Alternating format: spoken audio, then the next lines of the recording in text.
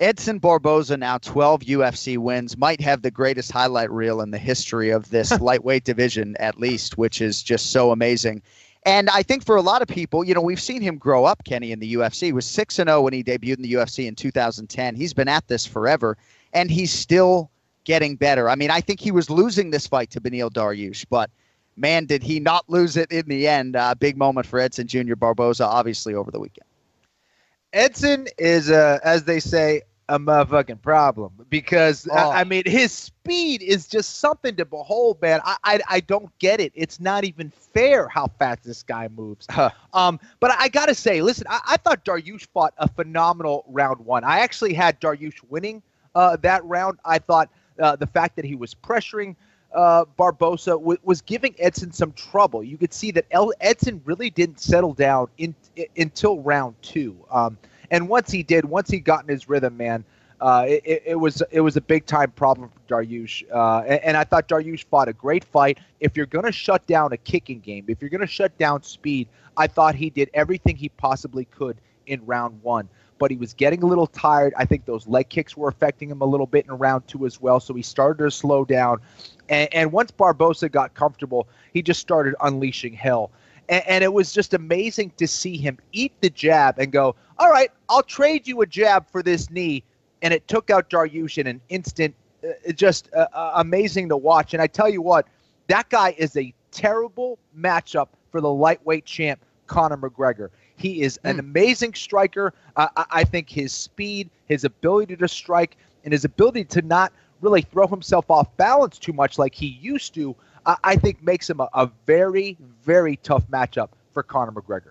So I'm not saying he's going to get that. I'm not saying he's going to get that shot right now, but I'm saying style-wise, that's a problem. Well, he's certainly positioning himself. Obviously, there's a logjam at 155 pounds now. I was going to ask you if you think Edson Barbosa can be champion because here he is now 19-4, right? The losses, at least in the UFC, Jamie Varner, Donald Cerrone, and Tony Ferguson. Yep. It seems like Barbosa's sort of painted with the brush of a guy who has a suspect chin. I know there's the Varner TKO loss, but it held up on this night. I thought Dariush had the right approach. I know you do. Brian Stan did. It's interesting, actually. Damian Maia, and I want to get back to Barbosa in a second, but Damian Maia just said, if I'm coaching Beneil Dariush, he said this to me in the van on the way back to the hotel. He said, if I'm coaching Dariush, I'm finding a way to take that guy down. And I think there's an argument on both sides, right? Because you're playing with poison, as Dariush was, and he was willing to get knocked out, and he got knocked out, right? He got a lot done. He was winning the fight. But I think to outlast Edson Barbosa on the feet over 15 minutes strategically has some holes in it, too. Well, I think he got a little impatient. And here's the problem. And this is why I'm a little nervous for George St. Pierre when he gets back.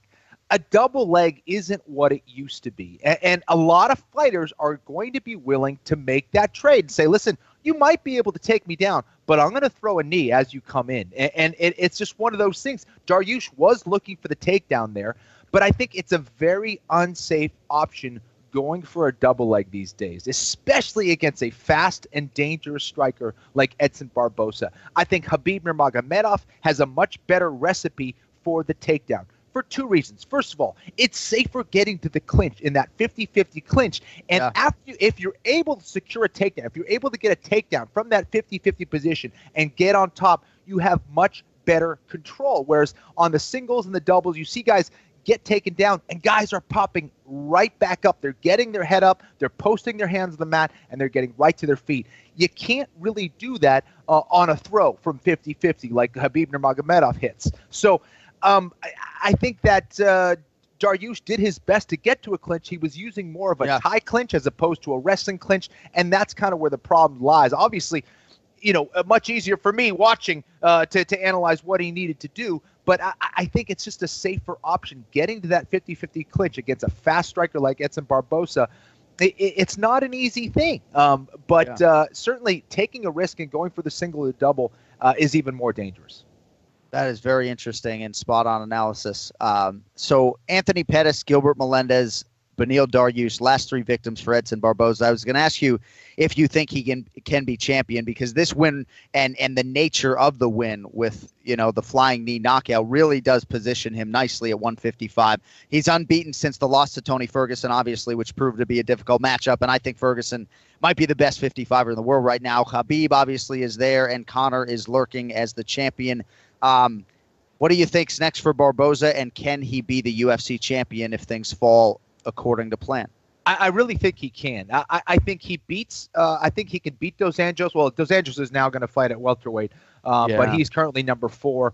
I think he beats Alvarez. And I truly think this. I think that if he's able to stop the takedown game of Ferguson, I really think he's the better striker. We saw Ferguson take a lot of damage in that Barbosa fight. Yeah. I think Ferguson did. Obviously is just a killer and just would not stop moving forward. And I think Barbosa kind of folded to that pressure a little bit, got tired, and Ferguson just kind of outlasted him and caught him on the ground. And Nurmagomedov, I think he's the toughest style matchup for Barbosa.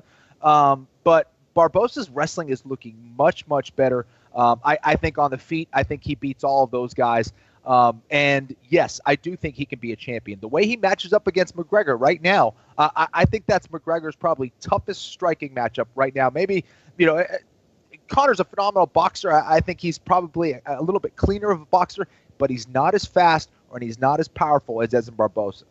Barbosa will probably have to win at least one fight to realize the Conor fight. Michael Chiesa is a name that's out there, a guy he hasn't fought. That's really the only name that makes sense. He's not going to get a fight with Nate Diaz. I wouldn't think that would get Diaz out of bed. And I think he fought Michael Johnson before. So we'll see what they do with Barbosa, but a big, big weekend for him.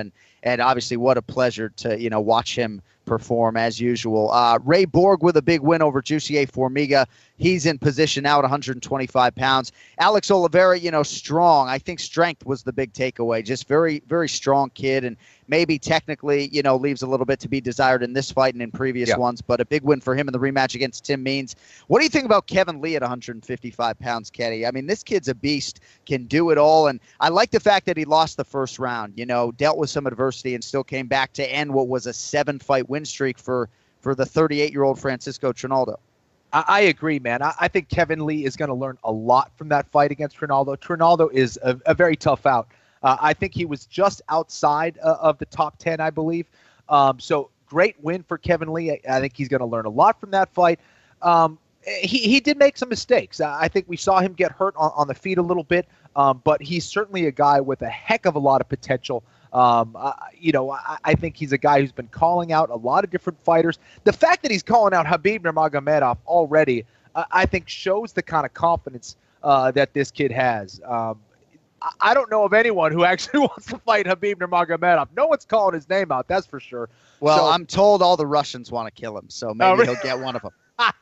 At this point, after not making weight, that's true. But yeah, man, I was impressed with Kevin Lee. I think he has a bright future for sure. Joe Soto painting the canvas with blood, donating pints over the weekend after the headbutt against Rani Yahya. I had to watch this back when I got home. And by the way, my twin brother, all he cares about are bloody fights. I got to get him on Fight Pass to watch Shirk Florian, obviously. But he loves the bloody fights.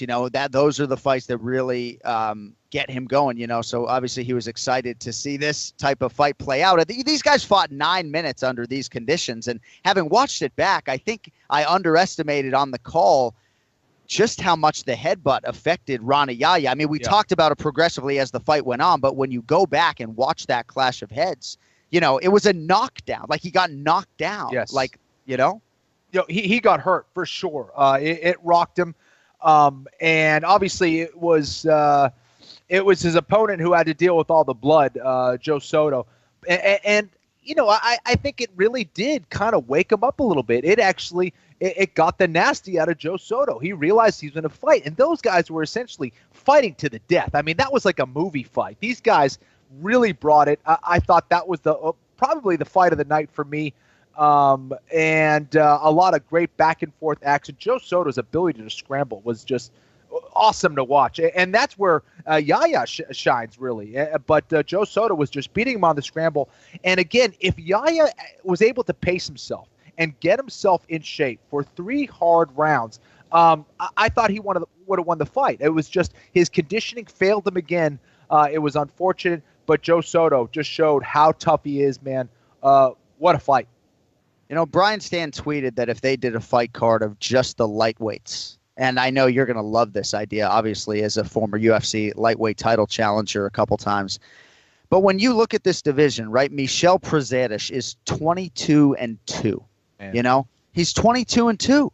And at 6 or 7-2 in the UFC, and finally got the finish, obviously, that he needed, and it was a pretty one north-south choke against Joshua Berkman. I think only the 4th north-south choke in UFC history. But this is a guy whose previous 7 or 8 fights in the UFC had gone the distance, and he needed a finish to not just cap the run, but to make any sort of headway when it comes to the lightweight rankings. Like Prazeres, Kevin Lee, these guys are unranked, Kenny, and they're accomplishing great things. And Prazeres maybe doesn't have championship ceiling, but again, just another guy at 155 pounds who on any given Saturday night can beat guys in this top 10.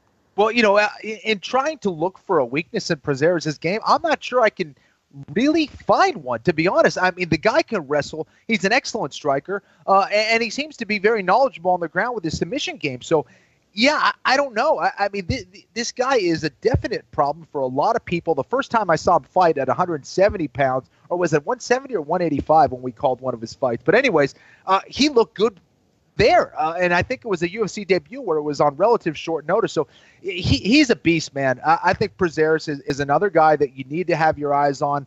And yeah, that division has been stacked for a very long time. But if you're in the lightweight division right now in the UFC, good luck, man. It's just a row of killers all the way up to probably the 50th guy in that division. It's just it's amazing.